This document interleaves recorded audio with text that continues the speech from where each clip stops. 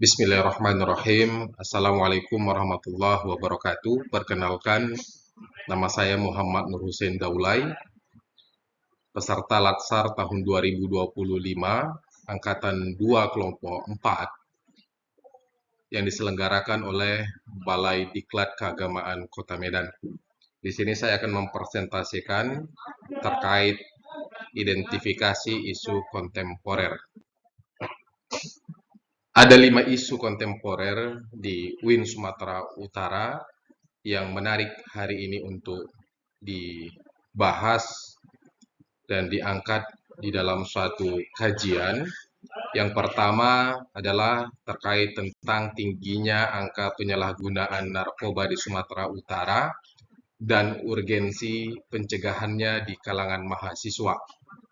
Yang kedua, meningkatnya kasus pelecehan seksual dan perundungan di lingkungan kampus. Dan yang ketiga, rendahnya literasi mahasiswa di era digital, tantangan dalam mewujudkan generasi intelektual dan kritis. Dan yang keempat, maraknya plagiarisme di kalangan mahasiswa, ancaman terhadap integritas akademik di perguruan tinggi, dan terakhir, kurangnya partisipasi mahasiswa dalam kegiatan organisasi dan kepemimpinan kampus.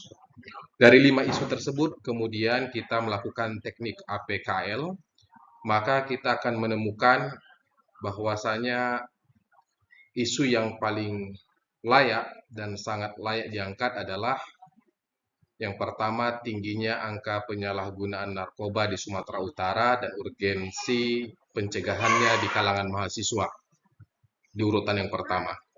Dan di urutan yang kedua, ada maraknya plagiarisme di kalangan mahasiswa, ancaman terhadap integritas akademik di perguruan tinggi, dan yang ketiga ada rendahnya literasi mahasiswa di era digital, tantangan dalam mewujudkan generasi intelektual dan kritis, dan yang keempat, di urutan keempat ada meningkatnya kasus pelecehan seksual dan perundungan di lingkungan kampus, dan yang terakhir, yang kelima adalah kurangnya partisipasi mahasiswa dalam kegiatan organisasi dan kepemimpinan kampus. Jadi dari teknik APKL ini kita menemukan ada 3 isu yang sangat layak untuk diangkat. Yang pertama tadi ada terkait tentang urgensi pencegahan narkoba di kalangan mahasiswa. Kemudian yang kedua ada terkait tentang plagiarisme. Dan yang ketiga ada rendahnya literasi mahasiswa di era digital. Kenapa ini yang dipilih sangat layak untuk dibahas? Karena tingginya angka penyalahgunaan narkoba di Sumatera Utara dan urgensi pencegahan di kalangan mahasiswa perguruan tinggi, karena memenuhi beberapa komponen. Yang pertama itu terkait tentang aktual data dari BNN menunjukkan bahwa Sumatera Utara termasuk dalam 5 provinsi dengan tingkat penyalahgunaan narkoba tertinggi di Indonesia, bahkan di urutan pertama. Kemudian bercermin dari tahun 2021, di mana salah satu kampus ternama di Sumatera Utara terjadi penyalahgunaan narkoba, kemudian melibatkan 47 orang, diantaranya 14 mahasiswa aktif dan 6 alumni terbukti menggunakan narkoba dengan jenis ganja. Tentu hal ini penting karena mahasiswa adalah generasi penerus bangsa. Jika mereka terjerumus dalam narkoba, hal ini akan berdampak negatif pada kesehatan, moralitas, dan capaian akademik. Dan yang ketiga, kritis. Jika tidak ditangani segera, narkoba akan menjadi ancaman laten di lingkungan kampus, tentu akan mengganggu stabilitas akademik, mencoreng citra institusi, dan merusak lingkungan pembinaan karakter. Dan terakhir, isu ini sangat layak untuk dibahas karena isu ini selaras dengan nilai-nilai ASN, integritas, akuntabilitas, dan pelayanan publik. ASN dapat memfasilitasi kolaborasi antara kampus, BNN atau BNNP, atau lembaga rehabilitasi melalui pembentukan Satgas Anti Narkoba dan melakukan tes urin berkala bagi mahasiswa dan dosen. dan program pendampingan, baik itu secara hukum, psikologis, spiritual, dan lainnya. Tentu langkah-langkah ini menunjukkan keseriusan institusi dalam menciptakan lingkungan kampus yang sehat dan aman.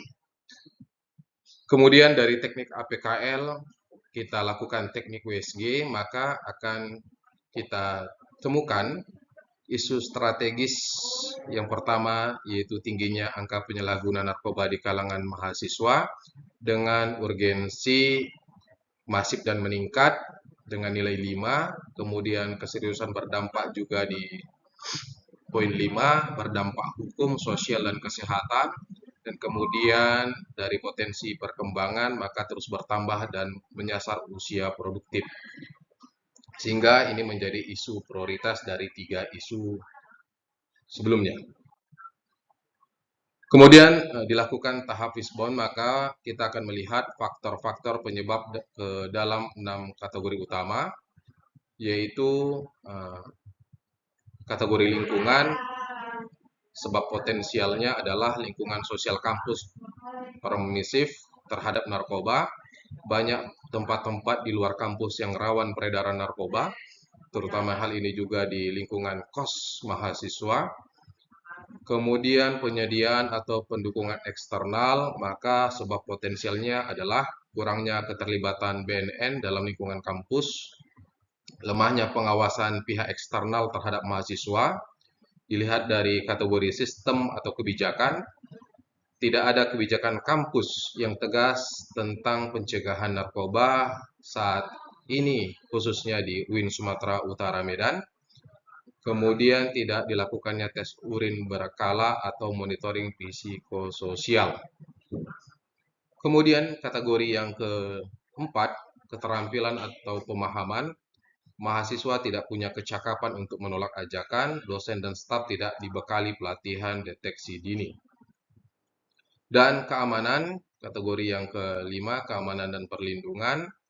Maka kita akan melihat sebab potensialnya tidak ada sistem perlindungan bagi korban penyalahgunaan narkoba dan mahasiswa tidak memiliki keberanian dalam mengungkapkan penyalahgunaan narkoba. Maka dari tahapan fishbone tersebut kita akan melihat akar masalah atau sebab pokok terhadap isu tersebut. Maka sebab yang muncul ini lebih dari satu kategori, yaitu tidak adanya sistem pengawasan dan tes berkala, kemudian lingkungan sosial kampus yang permisif, dan kurangnya sinergi eksternal kampus dengan pihak terkait seperti BNN atau lembaga rehabilitasi. Maka akar masalah dapat dirumuskan sebagai berikut, yaitu lemahnya sistem dan sinergi dalam pengawasan serta pembinaan mahasiswa terhadap bahaya narkoba di lingkungan kampus.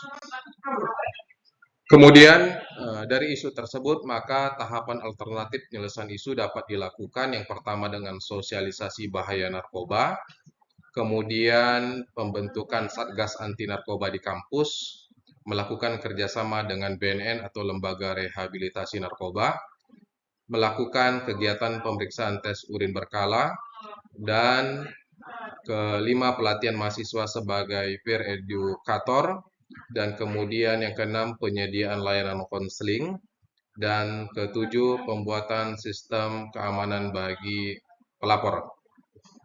Ini adalah tahapan alternatif dari penyelesaian isu yang kita angkat tadinya. Semoga ini bermanfaat dan dapat dipahami dengan baik. Demikian, terima kasih. Assalamualaikum warahmatullahi wabarakatuh.